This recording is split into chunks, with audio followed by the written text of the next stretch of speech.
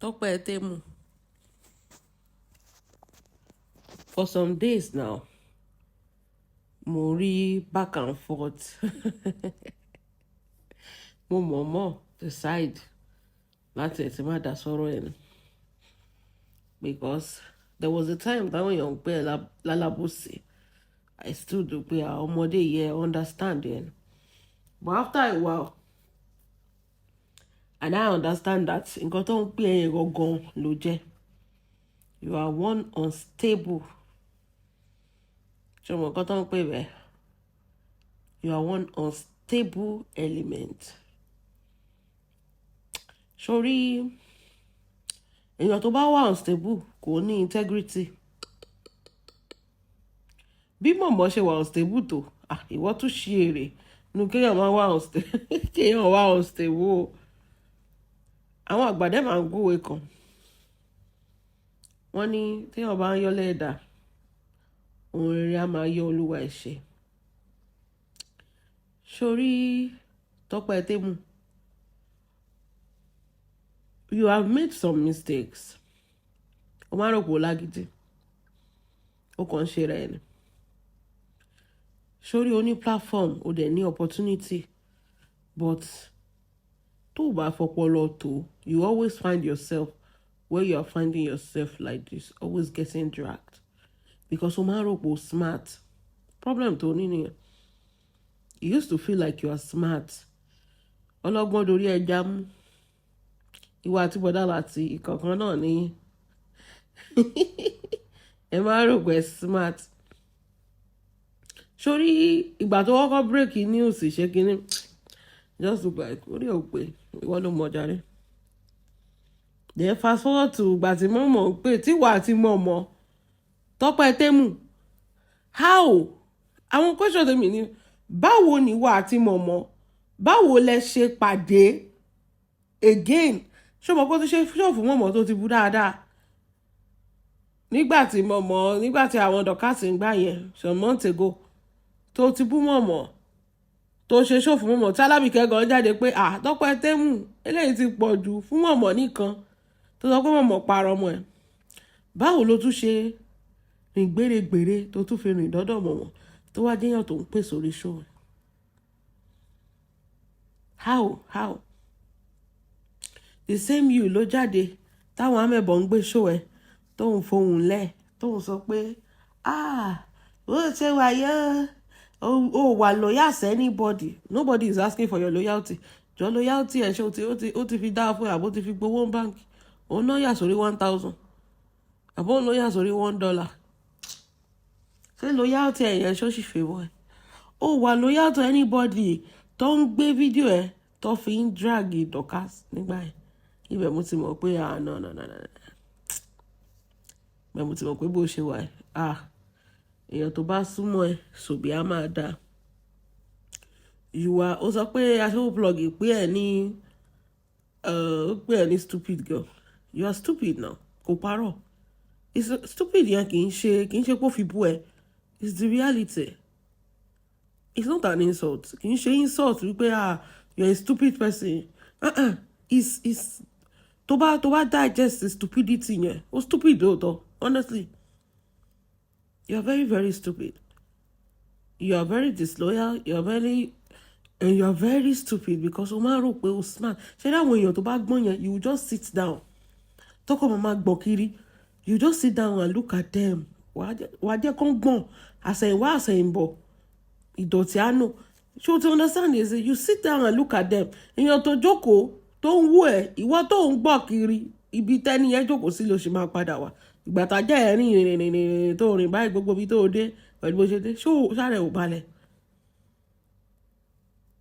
Nǹkan tó ń pè stupid girl ni. Ṣé ààrẹ ò pàpà balẹ̀ ẹ̀sìn? Sorry, nobody is even begging for your loyalty. Nígbà yẹn tó sọ pé loyalty pé wọ́n fẹ́ máa control ẹ̀. Ṣé sì wọ́n control ẹ̀ kí gbogbo ẹ̀ tó tún dàrú? Gbogbo foundation tó ń lay on anything. Mega, let me tell you. Ó máa dàrú ni. Especially on this social media. Why? Because if you have a platform and nobody can even kò séyàn tó lè bẹ̀rí ẹ̀ jẹ́ pé nǹkan tó bá sọ wọ́n máa bá báyìí. kò séèyàn tó wẹ̀rẹ̀ rẹ̀ jẹ́ pé mega ọ̀tọ̀ ni ọmọbìnrin yẹn ó yàtọ̀ at least gbogbo nǹkan tó bá sọ pé o fẹ́ ṣe àwọn wo ló rò pé ó máa attract and nobody was begging for your loyalty ṣé ìwọ gan ṣe kínní dábàá sọ pé ìwọ lọ fẹ́ òun ni mo wá rí ìyá ọba tó ń sọ pé tá bá ń jà bí ká kú kọ́ gbàm ìyẹn Dorcas ó ní tá bá ń jà bí ká kú kọ́ ṣó orí ń sìn ìwọ dẹ̀ sọ pé ò bá anybody jà jẹ́ ẹ sọ kínní kan fún ẹ ó ní ìdá tí yọwọ́ ẹ̀ṣẹ̀ kó tó sọ pé ò bá yan jà ibi tó ti pè é ní stupid girl nìyẹn nǹkan òun yí ẹ bọ̀rọ̀ only you will not take that door. If you don't take that, what are you going to do?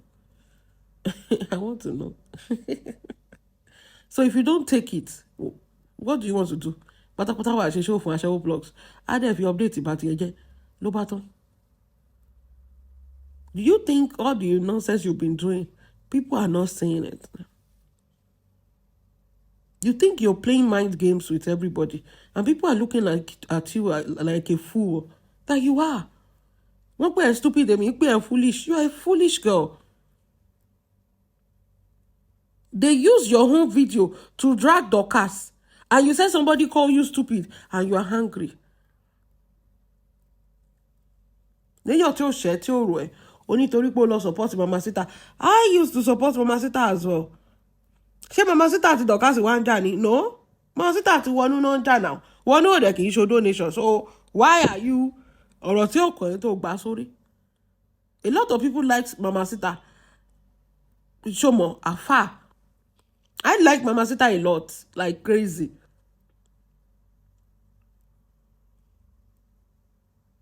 Nobody is asking you to hate Mama Sita. You confuse you want to feel sínú nǹkan yẹn ò tí ẹ kàn ẹ́. Mama Sita àti wọn náà láńjà kò sí bí nǹkan tó ti kàn ẹ́. Ìwọ ló ń ṣe update kiri. I mean, are you not stupid? Everybody is watching. Oh, I want to bẹ́ẹ̀. You deviate from the whole idea. Ó sọ ìjà àwọn méjèèjì dín nǹkan ẹ̀. Ṣé wọ́n gbéṣẹ́ rán ẹ ni? Mega. Now you still went to Ṣọlápé's house. Tọ́pẹ́ Tẹ́mù. Ìwà àti kíní kọ̀ dán bọ̀lẹ́. Ìwọ kọ́ ló lọ́kọrin. Ìwọ kọ́ ló tún betray ẹ̀. See, you don't have integrity. That is why you will always find yourself where you are today, inside a problem. That is it. You want to offend Shebi pay you are so. No. You are just forcing everything. That is your problem. Sorry, ìjà ìwà àti Momo. Of course, máa jà ní ẹ̀túnrẹ́ lọ́la torí ọ̀rọ̀ yín jọ rẹ́ra yín ẹjọ́ wà unstable náà ni. It takes one unstable element to understand another unstable element. It takes one stupid person to understand another stupid person. Momo is stupid. Of course, máa understand ara yín. Máa jà lẹ́ni, máa rẹ́ lọ́la. Máa jà lẹ́ni because you are operating on the same frequency. Olóò fẹ́ finish ẹ sábọ̀. Ìwọ ṣo tó bẹ́ẹ̀. Gbàgbé o. Momo lọ jẹ̀yẹ́ lọ́wọ́ odó o. Nígbà yẹn ni o. Ṣé o lè finish ẹ sábọ̀? Ọ̀dẹ̀ olóò máa morúkọ ìyá òun lẹ̀ ó máa morúkọ ẹ bàbá ẹ lẹ̀ ṣé wọ́n ní ìdorúkọ family who your family yẹ ta ni family ta ni ìyá tó bí ẹ? No ta ni ṣe ẹ̀mí ìyá ẹ̀ gan ò gbé I swear ṣé mo kó òun pẹ́ ké so there is one thing tó fẹ́ kó understand pé sórí arabu ní social media wọn ò ní ìdorúkọ mọ́ mi ẹ̀ anybody náà lè fi ṣe yẹ ẹ̀ wọ́n lè lọ gbé wèrè lọ́jà kan fi ṣe yẹ ẹ̀ àwọn èèyàn dẹ̀ máa rán pẹ̀lú ẹ̀ wọ́n dẹ̀ máa fi búlí ẹ̀ pa for the rest of your life wèrè yẹn nìyẹn ẹ̀ ẹni yẹn tí màmá bá ṣe wé tó bá ṣe wé kan kò lè mú ẹ̀ wọ́n ò fóògùn ṣe ẹni tí oògùn lórí social media ìhàlẹ̀ ní now I swear oníkálukú ló dira náà oògùn lórí social media ìhàlẹ̀ ní sórí àràbù yẹn gangan ni kò jẹ́ aṣọ ṣé ìwọ ọmọ ibi tó ti ń tàràbù nǹkan tẹ́ sábọ̀dì máa fi finish ẹ̀ nìyẹn lórí nǹkan tó jẹ lóyún ẹ̀ náà àbòsí ló pa yín wọ̀ àbòsí ló ń tún yín ká ó wá ní Momo ń parọ́ ọmọ ẹ̀ of course ṣó ṣe ń parọ́ ọmọ ẹ̀ ní Mega báwo ló ṣe tún wá rìn dé ọ̀dọ̀ èèyàn tó parọ́ ọmọ ẹ̀ sórí pé Momo náà bó ṣe ń kẹ́ Momo níyẹn tó ń pọ́nlé àgbà tó sọ pé òun ò fàpọ̀nlé àbùkù ni wọ́n dẹ̀ kàn lábùkù. Ìwọ náà bó ṣe ń pọ́n ilé nìyẹn nínú odó any sport oníkálukú máa jáde wọn ní fẹ́ kẹ́ni ti ṣe ẹ́. Ìgbà tó òde tó sọ pé ò fàpọ̀nlé àbùkù of course Momo is stupid ìwọ náà stupid ẹsẹ̀ kan lẹ́jọ́ ń tọ̀ now. Aṣẹ́wó blog did not lie on you. Are you not? If you are not stupid, how can you be friends with Esabod? And you sat down there and say, Esabod, you paromo. Initially, what were you expecting that she's going to do? Are you blind or are you deaf since the beginning of this year, Mega? So dumb, Sha. You are foolish and you are dumb. Beginning of this year, unprovoked, ló lọ fún ìyá odó, tó lọ fún gbogbo ọmọ odó, unprovoked. Ìwọ jáde ó sọ pé you loyal to nobody. You ṣe kíní kan àbí ó ti loyal ni. Now you are now saying they lie on you. Are you mad? Ìwọ fún ara ẹ lógun tó ń jarẹ.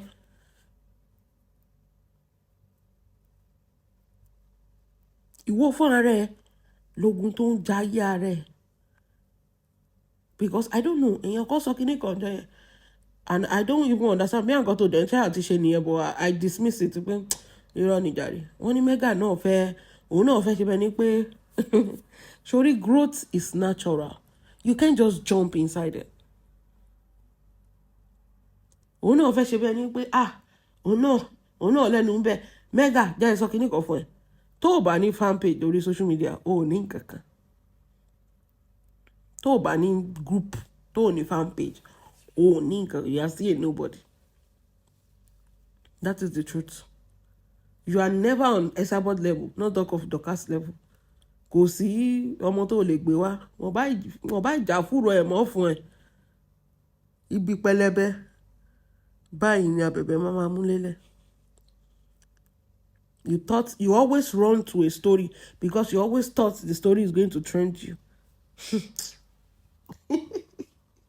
Àṣẹ̀bọ̀ ìgbà tó máa já ẹ bọ́ lórí story yẹn ó rí bí mọ̀mọ́ ṣe fohùn lẹ̀ tó sọ pé ọmọ yẹn ní mental problem Mega tẹ́ni tí bá ṣe ọmọ yẹn Mega ní kẹ́ ẹ mú orí bọ́ ṣe twist the story tó fẹ́ fi ṣe breaking story ẹ kí wọ́n náà every time you always find yourself in this place because what ó máa ń gbọ̀n jù you are corny and you are very ṣe understand nǹkan tó lè handle ló máa kọjá àyà rẹ̀ ó máa kọjá àyà rẹ̀ gan. Ó gbé ọmọ bàbá Adélabú wá. Who are you? Which platform do you have? Inú ẹ̀dùn ó ti rí story nìyẹn. Ó ti kíní kan ṣe kíní kan. Ó mọ̀ pé irú story yẹn ò lè handle ẹ̀. Okay, já àdálẹ̀ ká tó ṣá. Irú story yẹn tó bá yẹ pé orí ẹ̀ pé ni tó kì í ṣe ọ̀kánjúwà. Àwọn bíi Dorcas àbí Momo ló yẹ kó gbèrú story yẹn fún because you don't have a platform to handle it, let's be frank. But torí pé o fẹ́ ṣe bíi pé ìwọ náà ṣe kíní. You cannot handle it because that is a prominent man. Lówó tó bá sọ pé o fẹ́ handle case èèyàn victim yẹn ó máa ní owó tó máa fi support ẹni yẹn àbí ó máa ní àwọn group tó máa support ẹni yẹn in case of anything, protection of the person. Mega, what do you have? Can you even protect yourself? And what do you think the internet will say? Ó jẹ́ fara ẹ̀ balẹ̀ kó má lọ sáré kú kó má lọ ṣe kéèsì dáràn. Wo tó bá sùn ọmọ yẹn wọ́n á gbé ẹ náà. Ó gbọ́n jù. Ìwọ náà fẹ́ di kíní kan lẹ́nìí ìwọ náà fẹ́ jẹ́ kíní ní ẹ ò bá yán jà ò bá anybody jà Dorcas nǹkan tó sọ yẹn ni kó ṣe mọ́ dà sí jẹ́ kán rẹ jẹ orí ẹ̀ ló burú tán wà rẹ jẹ jẹ́ kán rẹ jẹ jẹ́ kán fọwọ́ ọlá gbá lójú nǹkan in fact kán fi ọwọ́ fry pan àbí ọwọ́ ọbẹ̀ ata kán fi gbá lójú nǹkan tó bá lè fi gbá lójú ni kán fi gbá lójú nǹkan tó náà tọrọ nìyẹn. Ọmọ yẹn máa ń bẹ Mega máa ń kọjá ìyá rẹ̀.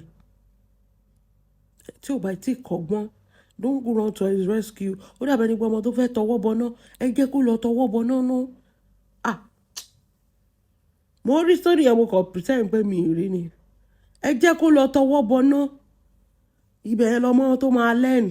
ẹ jẹ́ kó kọ́kọ́ kàgbà kó kẹ́ anybody má dá sí kó forí ara ẹ̀ rù bọ́ ojú ẹ̀ ò ní gbá dọ́kàsì kò dé dá o òun nìkan ló máa ṣe kinní kan wọn kò máa rẹ jẹ ni lẹ́mi ṣe kinní kan you don't have to ọmọbìnrin tó ń pè dọ́kàsì inú ẹ̀ ti clean jù èmi oh my god lálálálá èmi ó ní wọ́n máa rẹ jẹ ni wọ́n máa fowó ọlágbá lójú tá a bá ń jà bí kakú kọ́ mẹ́gà ṣe kinní kan ó tún